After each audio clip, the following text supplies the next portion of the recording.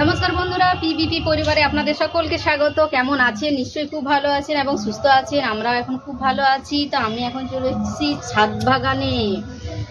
দেখুন, আমাদের কিন্তু ভেন্ডি গাছে ফলন ফলিয়ে দিয়েছে, দেখে খুব আনন্দ লাগলো। যাই হোক, দেখুন এত সুন্দর ভেন্ডিগুলো উঠেছে না, কি সুন্দর লাগছে বলুন। আর এখনো পর্যন্ত বেগুনে কিন্তু কাছেনি ফলন, মানে এসেছে বলতে এই দেখুন কাটা কাটা কাটা কাটা কি যেন এটা ফলন হবে মনে হয় ফুলের মধ্যে। আর দেখবেন যে গাছে ফুল হবে সে গাছে কিন্তু ফল শিওর হবে। এটা তো দেখুন ফুলটা কি সুন্দর লাগছে। এই গাছটায় কাটা নেই বেগুনটা, আর এটাতে চারিদিকে একদম কাঁটাটা একদম ভরে গেছে। আর এখানে একটা হয়েছে, একটা, এই তো, এই দেখুন কত বড় বেগুনের সাইজ দেখছেন, বাপরে বাপ। আমাদের ঘরের লোক খেয়েও বেঁচে যাবে মনে হচ্ছে। ওরা রান্না করলে মনে হয় উঠতে পড়বে, এত বড় বেগুন ধরেছে।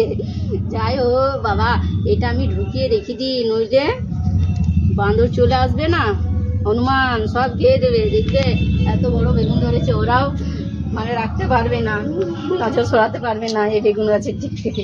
তো দেখুন কাঁটায় বেশি ভরে গেছে। এটা কাটা বেগুন, ওইটা জানি না কি বেগুন। এই দেখুন ধনিয়া পাতা যেগুলো লাগিয়েছিল এগুলো এখনো পর্যন্ত বেশ সুন্দর হয়ে আছে। আর এই দেখুন দেখতে কি সুন্দর লাগছে। আর একটুখানি মনে হচ্ছে যে বাড়বে, ওই জন্য এটাকে এখনো পর্যন্ত তুলিনি মানে। আর এটার খেয়ে খেয়ে শেষ হয়ে গেছে, আর একটুখানি আছে, একটা সবজিতে হয়ে যাবে। যে সবজি দিলাম আর সবজির মধ্যে হয়তো একটুখানি ছড়িয়ে দিলাম, হয়ে যাবে। ওই জন্যে এটা শেষ হয়ে গেছে, এটা এখনো পর্যন্ত আছে। আর লঙ্কার গাছগুলোতে দেখুন, লঙ্কার গাছগুলো এখন লঙ্কা যে এখনো হয়নি, তবে হবে। এইটা কিন্তু মরে গেছে, এইটা মরে গেছে। আর এইটা খুব সুন্দর ঝাঁকড়া হয়ে আছে, এটা ভালো হবে। আর এখানে দেখুন পার্থ এক প্রান্তে, ছাদের এক প্রান্তে মা সরস্বতীকে বেশ ও গড়ছে। এই দেখুন, তো কালকে ও মাটি দিয়ে, মাটিগুলো ফেটে গেছে বলে একটুখানি ফিনিশিং করছে। আর ওখানে হাঁসটার ডানাটা বানাচ্ছে। ও অবশ্য নাস্তা করে নিয়েছে, রুটি আলু ভাজা চা খেয়ে নিয়েছে, তারপর পড়লো, পড়ে নিয়ে গিয়ে একটুখানি তারপর দেখলো যে না এগুলো ফাটল ফাটল ধরে গেছে। আর হাঁসটা একটা কাপড় দিয়ে দিয়ে যেগুলো ফেটে গেছে এগুলোতে কাপড় বসিয়ে বসিয়ে ও কীভাবে মানে প্লেন করছে জানি না। এই যেমন গিটারটার মধ্যে ফাটল ধরেছে। বাবু এগুলো এগুলো করবি না, এগুলো সব। আর কত কাজ আছে, এখন অনেক বাকি আছে বলছে। আর এই মুখটা দেখুন, মুখ কিন্তু খুব মানে এত সুন্দর করে না, দুর্দান্ত করে, বলার কিছু ভাষা নেই। কিন্তু হাতে করেছে ও, কোনো ছাঁচ লেয়নি। ওই যে মনসা ঠাকুরটা দেখেছিলেন আপনারা, ওই মনসা ঠাকুরটার মুখটাও কিন্তু হাতে করেছিল। এই সরস্বতীটাও কিন্তু মুখটা বেশ হাতেই করেছে। আর মুখটা দেখে মনে হচ্ছে বাচ্চা বাচ্চা, মুখের কাটিংটা আকৃতিটা একদম মানে মনে হচ্ছে যে হ্যাঁ মেয়ে মেয়ে ভাব। দেখুন কি সুন্দর করেছে। তো যাই হোক ভালো লাগছে। এখন পুরো যখন ফিনিশিং হবে তখন দেখবেন আরও ভালো লাগবে।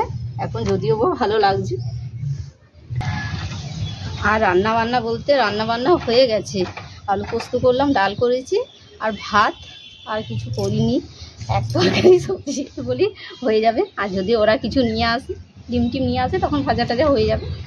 আর বেশি কিছু করিনি বলে ছাদেই চলে এসেছি। বলি না, ছেলে বানাচ্ছে ঠাকুর, ছেলে এক প্রান্তে বানাচ্ছে, তারপরকে গিয়ে আমাদের মানে কি বলবো যে নিচে তো একদম রৌদ্র পাওয়া যায় না, ছাদে যবে উঠি তবে একটুখানি রোদের মুখ দেখতে পাই। তো ওই জন্যে যখনই রান্না বান্না হয় তখনই মনে কবে ছাদে যেতে পাই।